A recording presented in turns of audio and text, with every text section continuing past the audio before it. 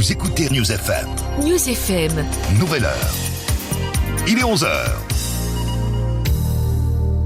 L'information servie sur un plateau, c'est le brunch. Des idées à partager, un samedi sur deux, sur News FM.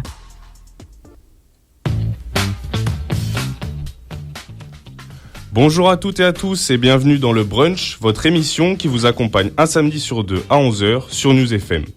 Nous sommes 6 étudiants à la prépa La Chance pour la diversité dans les médias à Grenoble et on est là pour vous informer, vous faire découvrir des sujets passionnants et surtout partager avec vous un moment convivial. Ici, Florian au micro pour vous accompagner tout au long de cette émission. Avec moi aujourd'hui, un duo de choc, Priscilla et Olivia. Hello!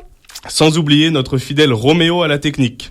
Au menu du brunch aujourd'hui, on débute avec Olivia qui nous parlera du Palais des Sports de Grenoble, un lieu emblématique aujourd'hui menacé par le poids des années. Ensuite, Sophie nous parlera des événements musicaux qui font bouger la capitale des Alpes ce week-end. Puis, place à Juicy Gates, DJ et fondateur de La Fièvre, qui nous parlera de l'évolution du collectif Made in Grenoble. Hello. Par la suite, Léa nous parlera des artistes fantômes de Spotify. Et enfin, Priscilla nous présentera Fanta Latour dans le Qui est, avant de conclure avec l'agenda. Bienvenue dans le brunch, c'est parti. L'info servie sur un plateau, le brunch. Un samedi sur deux, sur News FM. Olivia, c'est toi qui ouvre le bal avec une actu qui risque de faire grincer les dents des amoureux de la musique grenoblois. Tout à fait, le Palais des Sports de Grenoble fait beaucoup de bruit en ce moment. Construit de base pour les Jeux Olympiques d'hiver de 1968, c'était à l'origine une patinoire. Au fil du temps, il est devenu une salle accueillant aussi bien des événements sportifs que des concerts ou des spectacles. Et pendant des années, ça a été un véritable point de repère pour les Grenoblois. Mais aujourd'hui, la situation est bien différente. L'état du bâtiment commence à poser problème. Vieillissant, mal entretenu, plus adapté aux normes modernes, il inquiète aussi bien les organisateurs d'événements que la municipalité. C'est-à-dire son état. Le constat est assez clair. Le Palais des Sports ne serait plus à la hauteur des exigences actuelles. Prenons le cas du cyclisme sur piste. Pendant longtemps, l'événement des 6 jours cyclistes a été une compétition phare dans le Palais des Sports avant de disparaître en 2014. Guy Chanal, l'un des principaux organisateurs, avait tenté un retour en 2023 avec une version raccourcie qui s'appelait donc les 3 jours cyclistes au lieu de 6. Mais très vite, il a dû encore arrêter. Il explique que la piste serait devenue trop vétuste, qu'elle n'est plus aux normes pour les compétitions de haut niveau et il évoque des conditions de sécurité insuffisantes pour les athlètes. Et ce n'est pas qu'un problème sportif, il y a aussi un vrai problème économique. Les coûts pour organiser ces événements sont devenus trop élevés et les infrastructures vieillissantes augmentent encore plus les dépenses. Donc il n'est plus adapté. Exactement. Ce qui était un équipement moderne dans les années 70 et 80 est devenu un bâtiment inadapté pour le sport mais aussi pour les spectacles. Prenons l'exemple des concerts. Organiser un concert au Palais des Sports, ça devient un véritable casse-tête. Déjà en termes de conditions techniques, l'acoustique n'est pas optimale, les loges sont décrites comme vétustes et l'équipement scénique et technique ne serait plus adapté. Et même le chauffage pose problème. Récemment, un concert de Gims a failli être annulé car la température dans la salle était de 16 degrés au lieu de 19 minimum requis par la réglementation. Imagine un instant un artiste de renommée internationale, des milliers de spectateurs sur place et un risque d'annulation simplement parce qu'il n'est pas possible de maintenir une température correcte.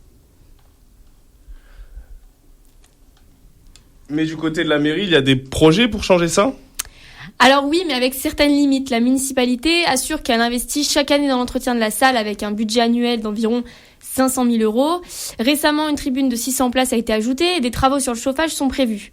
Mais une rénovation en profondeur, là c'est une autre histoire. Cela coûterait plusieurs dizaines de millions d'euros et aucun projet en ce sens n'a été lancé. Quant à la construction d'une nouvelle salle type Zénith, l'idée revient régulièrement dans les débats mais elle n'a jamais été concrétisée.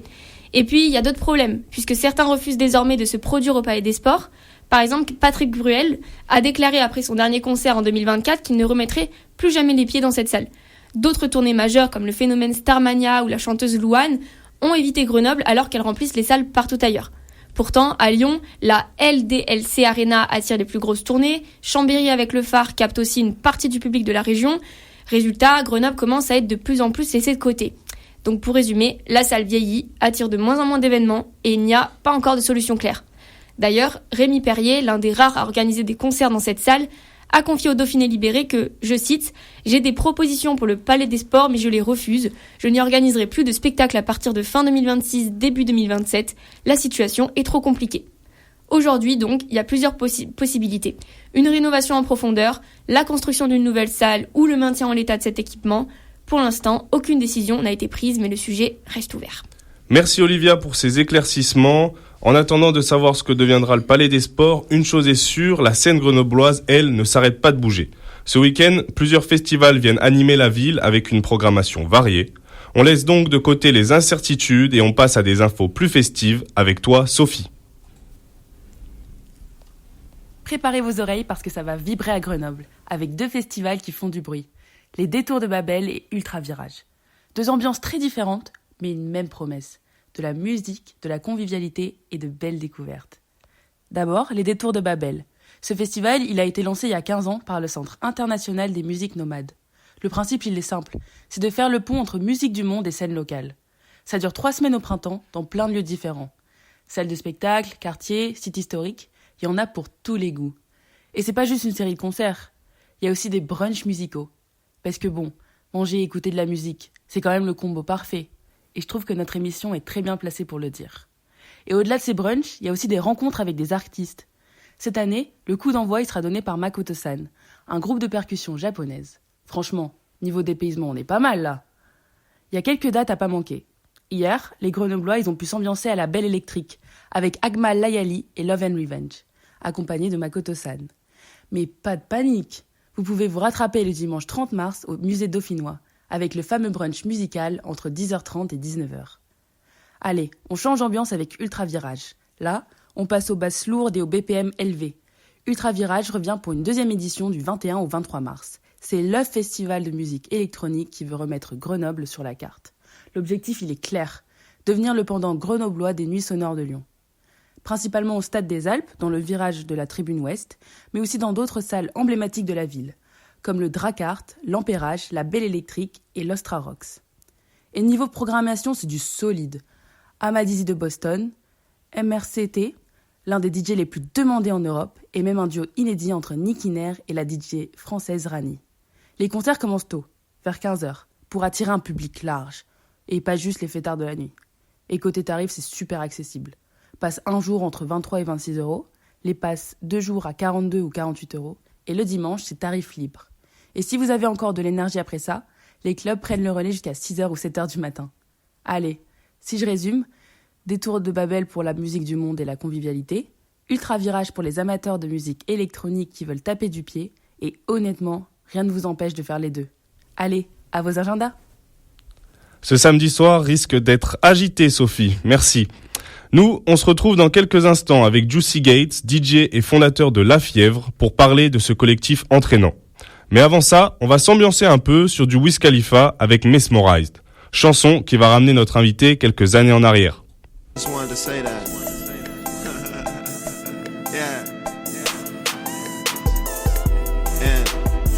And your bitch can see this shit from across the street, nigga. It's pimping over here. Macaroni. Cushion orange juice, nigga. What up, Chevy? Germ, I see you. Cardo on the beat. I don't love them, I don't chase them, I duck them. Smoke something, go to a new state soon as I fuck them. Niggas be pressed for pussy, it ain't nothing. Instead of worrying about who that bitch fucking, why don't you get you some money? 9 times out of 10 she see me stunting. Game running, wanna know my hotel and who phone the ring when she coming. I keep it 100. Get love from the hoes, but it's money over bitches, nothing above it. Like the weed, loud like my engine when I speed up. Bitches holding their weave, rolling trees with their pretty feet up. Them suckers often imitate, but they can't beat us. So super high, look in the sky when you won't see me, bruh. Cut my speakers up, drowning out what the critics say. Just continue to smoke and remain G as fuck. Polo socks match my polo hat. She leave once, it's a known fact that she ain't coming back. Now Taylor gang that shit changed with the amount of horses in my motor when I switch lanes. And I beat them blind with the diamonds in my big chain. Heavy in the game, lil' homie, I'm doing big things, big things, big things. And them bitches, they mesmerize, they recognize I keep it so G, I keep it so G. Get you some money fucking with me. Yeah, yeah, yeah.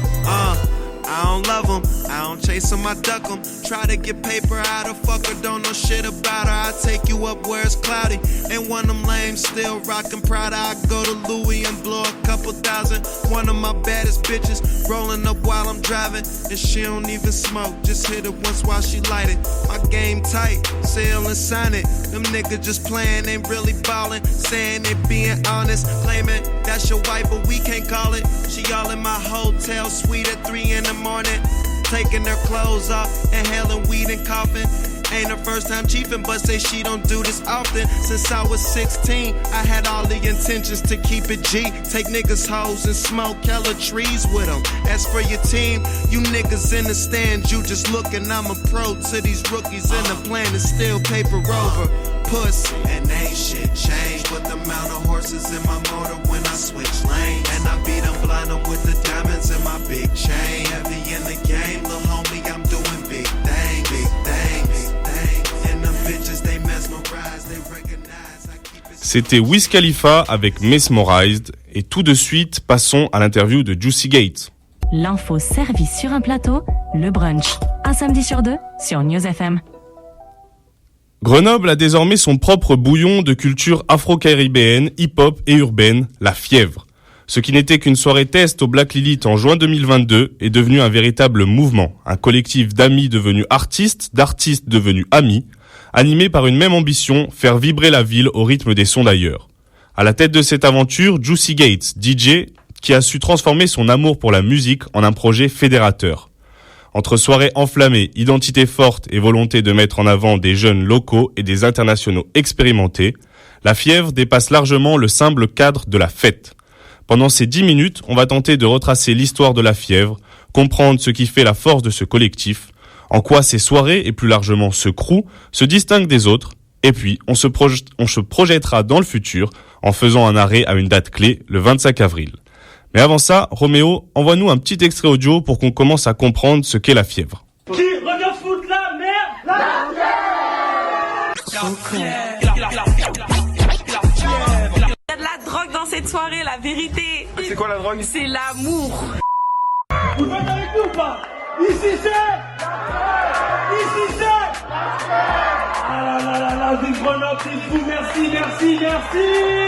Tout le monde, venez à la Fièvre. Juicy, la première soirée marketée La Fièvre a eu lieu au Black Lilith à l'été 2022. Quel souvenir tu gardes de cette soirée fondatrice? Écoute, plutôt des bons souvenirs. C'était une belle première, dans le sens où on avait rempli le club à l'époque avec 500 personnes. Donc une belle première, je dirais, un beau souvenir. Tu t'es dit tout de suite qu'il fallait créer un collectif, une identité forte, ou c'est venu un peu après? Le côté identité, il est venu très rapidement. Enfin, la volonté d'avoir une identité forte, etc. Dès la deuxième soirée, donc même pas un mois plus tard, ouais. Ok. Certaines personnes disent que des soirées comme celle de La Fièvre, on en trouve à Paris, à Lyon, mais rarement à Grenoble. Pourquoi est-ce important pour toi d'apporter cette énergie, cette vibe ici? C'est important pour moi parce que déjà, moi, je suis d'ici. J'aime beaucoup ma ville, cette région, etc. Et donc, quand j'en entends parler négativement ou voilà, comme ça, là, le fait que c'est toujours à Paris, c'est toujours à Lyon, etc.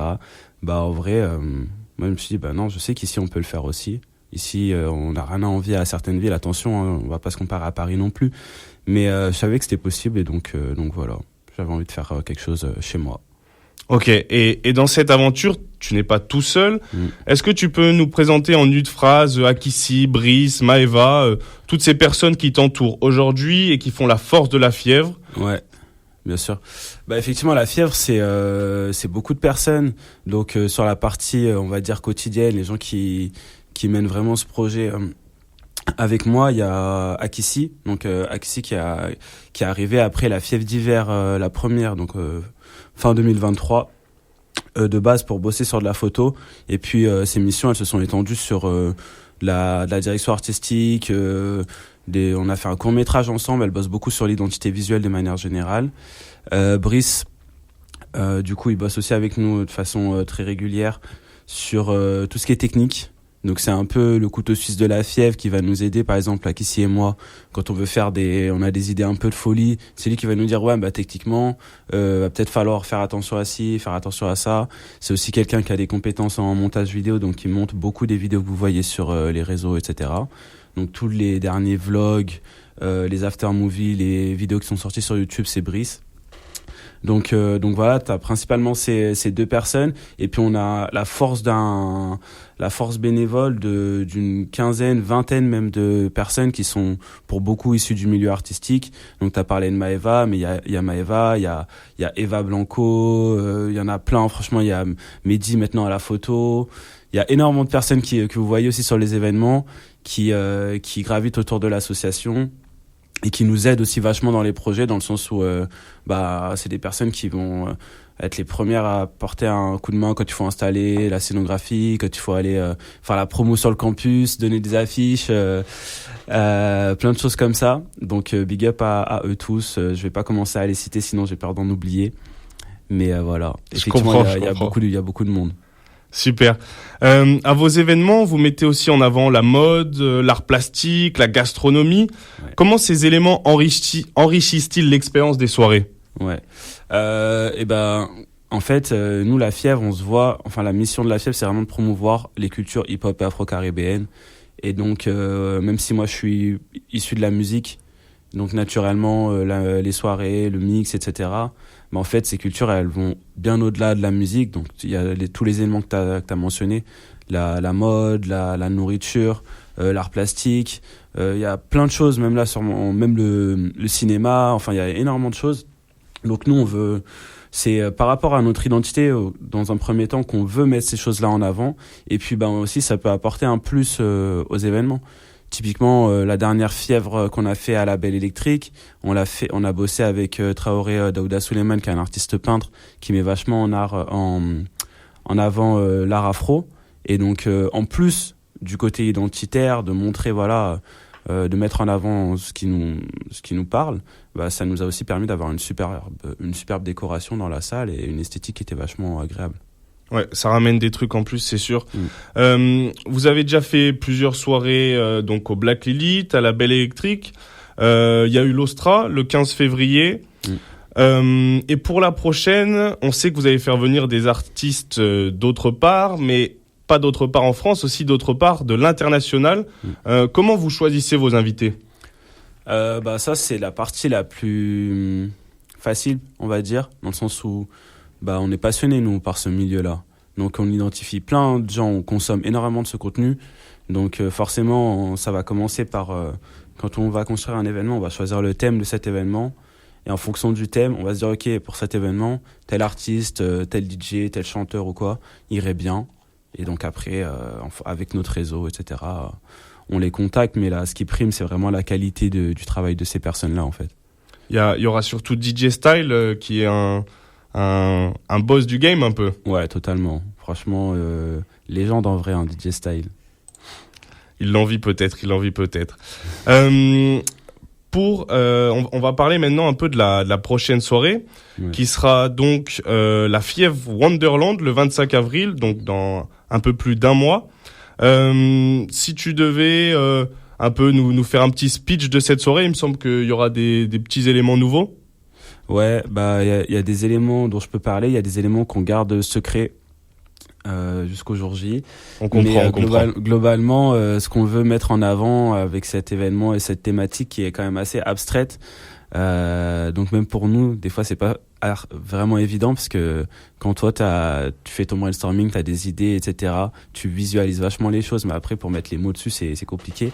Mais au Wonderland, dans le sens où quand même ce qui ressort de nos soirées, c'est beaucoup le côté joie, amour, que les gens y passent un bon moment, etc. Et donc on veut vraiment appuyer sur ça, dans l'énergie, dans l'ambiance, dans l'esthétique aussi. Pour ça que c'est pas mal inspiré de, tu vois, les trucs comme Alice au pays des merveilles, les trucs très, même les références qu'on va mettre en story sur notre Instagram, ça va être par exemple les clips de Tyler the Creator, de What's Your Name, des trucs comme ça qui sont vraiment des esthétiques fleuries, des belles couleurs, des choses comme ça, parce que c'est aussi le printemps quand même, 25 avril, c'est cette période-là. Donc voilà, et puis au niveau des esthétiques musicales, ça nous laisse quand même le champ des possibles qui est vachement ouvert. Je veux dire, Wonderland, ça nous force pas à aller dans une direction musicale claire. Et donc, on veut passer par tous les styles. Voilà, tu vois, tu as parlé de DJ style, du coup, tous les styles, tous les styles musicaux. Donc, on aura forcément une grosse part de musique afro et caribéenne, justement avec des invités comme DJ Style et DJ KG. On a iClassified, du coup, qui nous vient du Canada, qui lui est un énorme producteur et DJ, plus sur tout ce qui est hip-hop, musique électronique, etc. Et moi aussi avec ce côté vachement hip-hop, afro. Donc voilà. Après, suivez notre actu Insta pour voir un peu tout ce qu'on prépare. Mais bien sûr, bien sûr. Et il faut quand même prévenir les gens. La fièvre, c'est quand même du sport, hein. On va pas se mentir. Ça cardio, commence tôt, ça finit tard. Il y a plusieurs intervenants. Donc faudra que vous soyez bien prêts. On va se projeter un peu dans le futur. Dans 5 ans, par exemple, où vois-tu la fièvre? Toujours à Grenoble? Est-ce que tu dois avoir une résidence avec la fièvre qui serait peut-être mensuelle ou hebdomadaire dans une salle?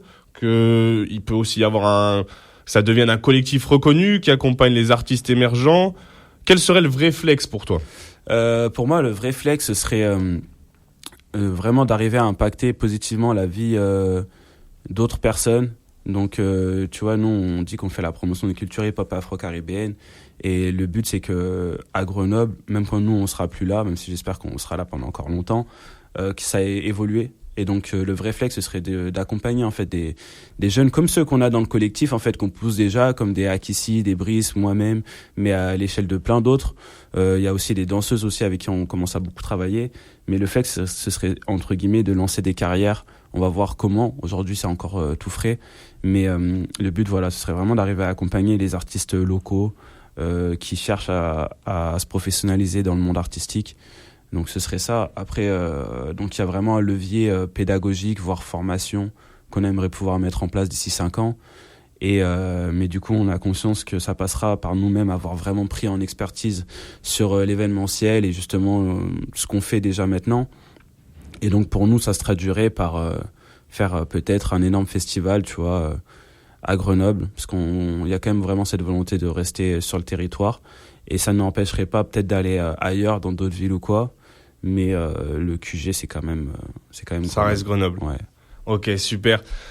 Si tu devais nous donner un petit son pour voilà, fidéliser les derniers qui sont pas encore sûrs de venir le 25, tu nous conseillerais quoi? Peut-être un petit DJ Sketchy, un truc comme ça? Ouais, bon, on en a parlé en off, donc effectivement, j'ai pensé à ce son parce que un son de DJ Sketchy, un peu compas, s'appelle C'est l'Éternel qui a géré ça. Et c'est un son qui m'a marqué parce que une DJ, elle l'avait joué à la dernière fièvre. Et franchement, c'était incroyable. Voilà, c'était un moment de ouf. Et donc, voilà, pour faire le lien avec ce moment, j'ai choisi ce son. Super. Et merci beaucoup, Juicy Gates. Merci d'avoir été là pour cette émission. Avec plaisir. On se dit à la prochaine, peut-être sur la piste de danse. En tout cas, auditeurs, auditrices, échauffez vos bassins. On s'écoute tout de suite. C'est l'Éternel qui a géré ça de DJ Sketchy. Let's go. Merci beaucoup.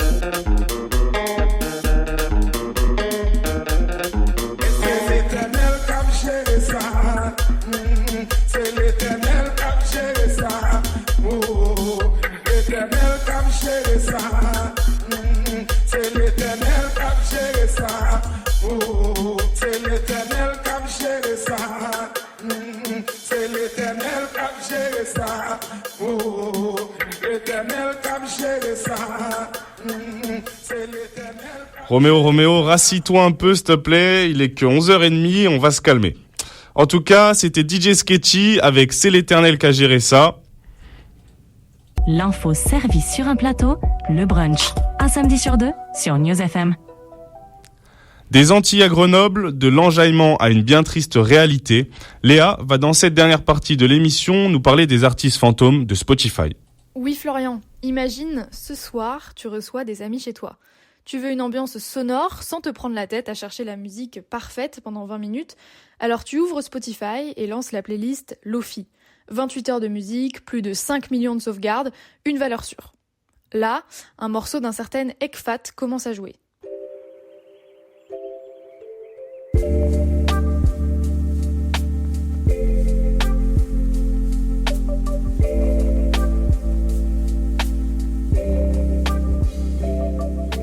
Ekfat, c'est 20 000 auditeurs par mois, son titre le plus populaire a été streamé plus de 4 millions de fois, et pourtant, il y a un hic, mais Ekfat, il n'existe pas.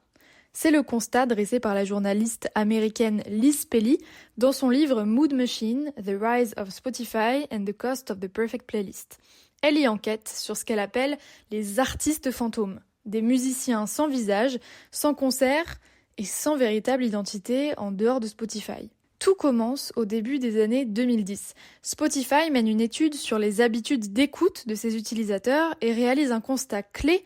Ils n'écoutent pas activement la musique, mais la consomment en fonction de leur humeur ou de leur activité.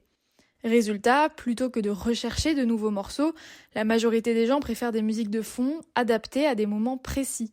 C'est comme ça qu'on retrouve des playlists comme Réveil en douceur, Apéro, Motivation pour le sport. C'est ce qu'on appelle le perfect fit content, le contenu conçu pour s'adapter parfaitement à un usage. Mais alors, une question se pose pour Spotify, pourquoi payer des royalties élevées, ces redevances aux éditeurs, si les auditeurs n'écoutent qu'à moitié ? C'est ici qu'interviennent les artistes fantômes. Liz Pelly ne les considère pas comme de faux artistes, car de vrais musiciens se cachent derrière ces morceaux, mais plutôt que d'être rémunérés via le système classique des royalties, ces producteurs sont payés une somme fixe, souvent modique, pour composer des morceaux qui seront ensuite massivement streamés. Ces morceaux sont ensuite répartis sous plusieurs profils d'artistes fictifs et intégrés à des playlists ultra populaires. Selon Liz Pelly, 20 musiciens seraient derrière pas moins de 500 artistes différents sur la plateforme. Mais alors, que deviennent les véritables artistes ? Peu présents dans ces playlists hyper populaires, ils perdent en visibilité et donc en revenus. Pire, depuis 2024, un morceau doit atteindre au moins 1000 écoutes par an pour générer des royalties. Or, 60% des titres du catalogue Spotify n'atteignent même pas ce seuil. Spotify, de son côté, optimise son modèle économique, moins d'artistes à rémunérer, des morceaux achetés une fois pour des millions d'écoutes, et une fidélisation des utilisateurs grâce à des playlists engageantes. En prime, ce temps d'écoute permet de collecter plus de données sur les habitudes des utilisateurs. La plateforme analyse méticuleusement votre temps d'écoute, votre historique. Elle vous recommande ensuite des musiques qui ressemblent à ce que vous avez déjà écouté pour qu'il soit statistiquement peu probable que vous appuyiez sur « Ignorer ». Au-delà des artistes fantômes, un autre élément pourrait s'ajouter à l'addition, l'intelligence artificielle. Liz Pelly rappelle que Daniel Ek, le PDG de Spotify, voit l'IA comme une opportunité d'engagement. Elle craint qu'à l'avenir, des morceaux entièrement générés par IA envahissent la plateforme sans qu'aucune régulation ne soit mise en place. Alors, la prochaine fois que vous lancerez une playlist de ce genre sur Spotify, demandez-vous, qui est derrière ce que vous écoutez ? Si un artiste n'existe pas sur Internet et qu'il a sorti plus d'une dizaine d'albums en une année, c'est fort probable qu'il soit un artiste fantôme. Merci Léa pour ces explications et place désormais à toi, Priscilla, pour le qui est de la semaine. Tu vas nous parler de Fantin Latour, il me semble. Oui, tout à fait. J'ai voulu chercher un homme ou une femme dans la musique, mais j'ai pas trouvé, donc je me suis rabattue sur la peinture. Aujourd'hui, je vais vous parler de Léon Augustin L'Hermite, ou Fantin Latour, plus communément appelé comme ça. Il est né en 1836.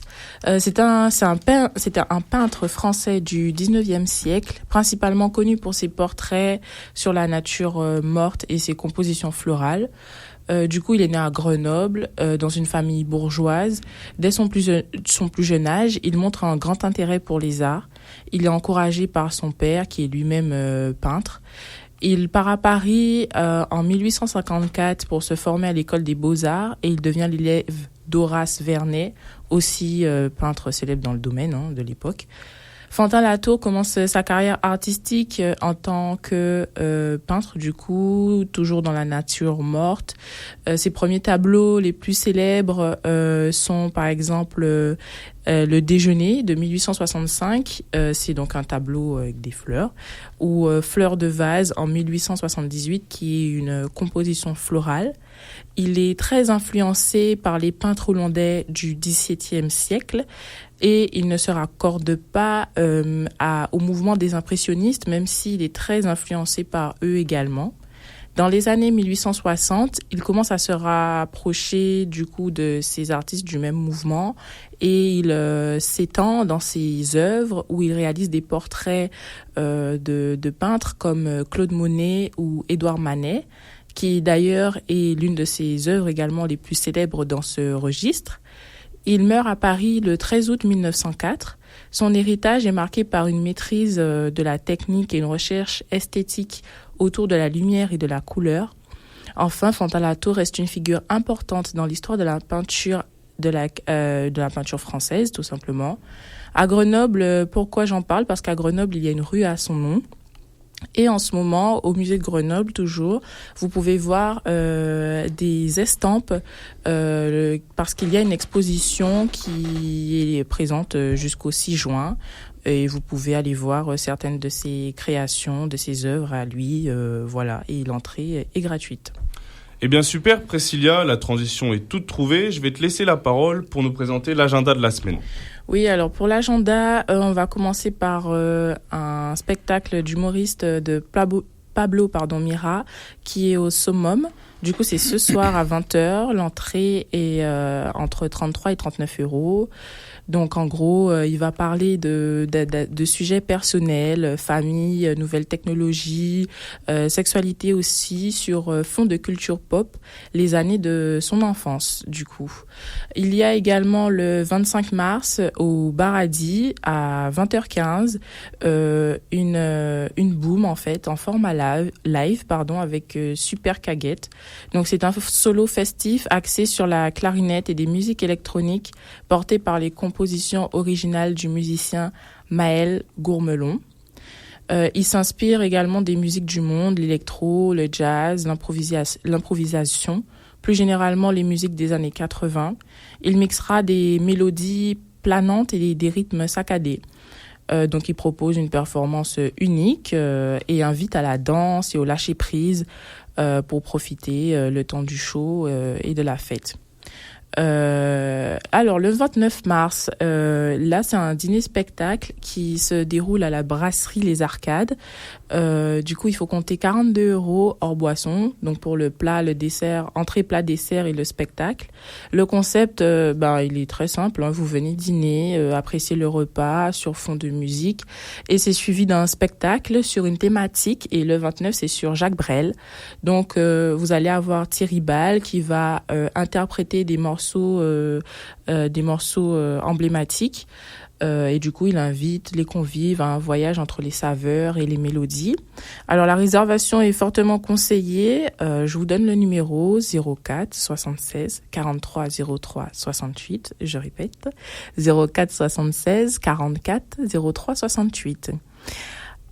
Pour continuer plus à destination des étudiants, c'est la 19e édition du Festival culturel universitaire de l'Université de Grenoble, évidemment.